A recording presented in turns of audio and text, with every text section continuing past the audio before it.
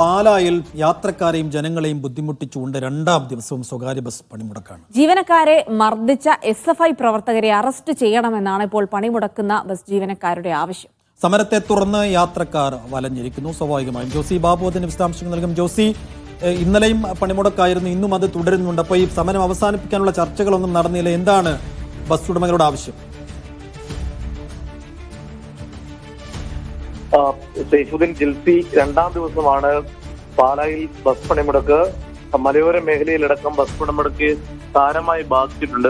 പ്രത്യേകിച്ച് ഈരാറ്റുപേട്ട അടക്കമുള്ള പ്രദേശങ്ങളിലേക്കും പാലായുടെ വിവിധ മലയോര മേഖലകളിലേക്കും അടക്കമുള്ള മുഴുവൻ സർവീസുകളും മുഴുവൻ യൂണിയനുകളും നിർത്തിവെച്ചിരിക്കുകയാണ്. കഴിഞ്ഞ ദിവസം SFI പ്രവർത്തകർ ബസ് ജീവനക്കാരെ മർദ്ദിച്ച സംഭവവുമായി ബന്ധപ്പെട്ടുകൊണ്ടുള്ള പ്രതിഷേധമാണ് പണിമുടക്കിന്റെ കാരണം. ബസ് ജീവനക്കാരെ മർദ്ദിച്ച SFI പ്രവർത്തകരെ അറസ്റ്റ് ചെയ്യണമെന്നാണ് ബസ് ജീവനക്കാരുടെ ആവശ്യം. അതോടൊപ്പം തന്നെ ഈ ജീവനക്കാരെ മർദ്ദിച്ച SFI പ്രവർത്തകരെ പാർട്ടി നേതൃത്വവും CPM-ഉം സംരക്ഷിക്കുന്നുവെന്നും ജീവനക്കാർ ആരോപിക്കുന്നുണ്ട്. ഇതിനിടെ കൂടുതൽ ആളുകൾ ഈ വിവിധ യൂണിയനുകളിൽ നിന്നും BMS-ലേക്ക് പോവുകയും ചെയ്തു.